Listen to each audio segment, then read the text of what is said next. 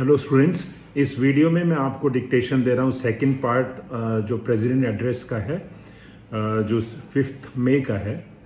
और first part मुझे उम्मीद है कि आपने उसकी आउटलाइन भी देख ली होंगी और उसके बाद आपने प्रैक्टिस करके उसको रीराइट भी कर लिया होगा।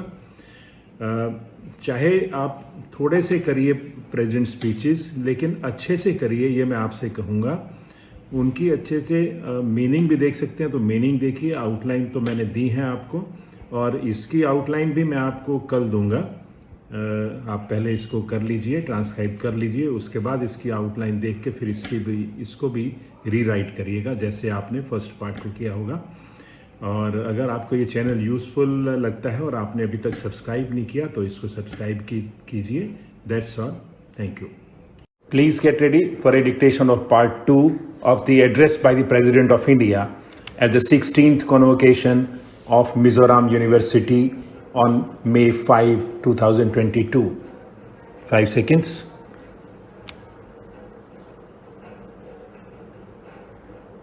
Start. I'm sure the young students must be reading about unicorns making waves in this country and attracting investments. I can see the tendency of becoming job creators gaining ground among the young population. However, it is our responsibility to strike the right balance between development and sustainability. The environment in this state as well as the other northeastern states needs to be preserved with care.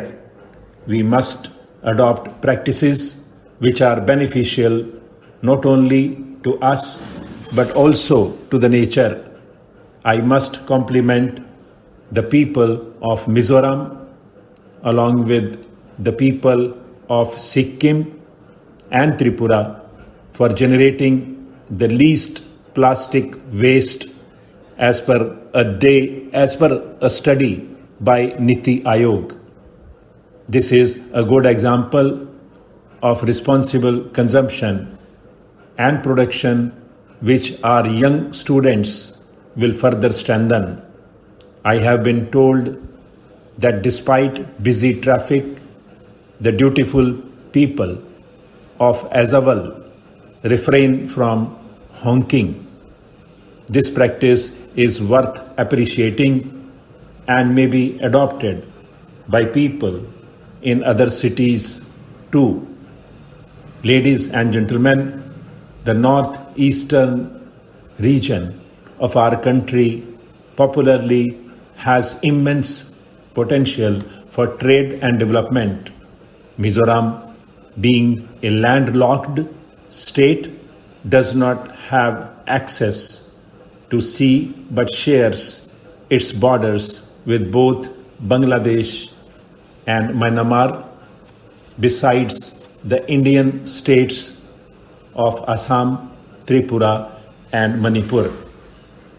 The Agreement for Development of International Trade halts at borders with Bangladesh, which was recently signed by the two countries, is a step which would lead to better connectivity and trade. Of even greater importance is the Kaladan multi-modal transport project, which seeks to create facilities for shipment of cargo from the eastern ports of India to Myanmar as well as to the northeastern part of India through Myanmar. It will connect Sitav port in Myanmar to the India-Myanmar border, thereby contributing to the economic development of the northeastern states of India. I hope more of such projects are identified and encouraged for holistic development of the northeastern states and our neighboring countries. Ladies and gentlemen, I have always emphasized on promoting universities' social responsibility or USR, just as the corporate social responsibility or CSR for the business enterprises.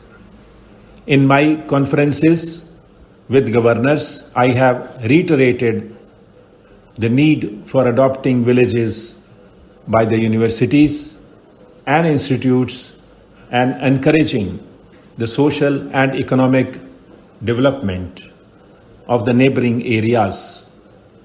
But in case of Mizoram University, I was pleasantly surprised to know that it has already established UNUS Social Business Center inspired by the ideals of Nobel laureate Muhammad Yunus, who changed the lives of numerous people. He pulled them out of poverty by providing them microcredit. I hope that this initiative of Mizoram University will also help the people of this state as well as other parts of the country in bringing a positive change in their lives. In the context of equitable development, I am happy to note that earlier this year, the governor has laid down foundation stone for projects under EWS schemes. I am sure that the projects under the scheme will provide quality education in an inclusive manner. There is one more thing which I would like to talk about. You all know about the UN Sustainable Development Goals or SDGs, which are a universal call to action to end poverty, protect the planet, and ensure that all people enjoy peace and prosperity. In this context, 17 goals have been identified which are to be adopted and achieved by all signatories by 2030. To enable India meet its global commitments, the state governments should also adopt SDGs as their priorities. According to progress on Goal 4, which pertains to providing quality education, Niti Aayog's SDG India Index 2020-21 shows that Mizoram, with a score of 60, performed better than the national average of 57. An interesting point that figured in the analysis was that the score for Goal 4 ranked Aizawl as the top performer among all districts of the northeastern states. I urge the people of Aizawl to handhold and encourage people in the other districts of the state to improve their social indices and participate in the process of national development. Once again, I congratulate the students, teachers, and organizers of this convocation and wish them very best in life. Thank you. Jai Hind. Stop.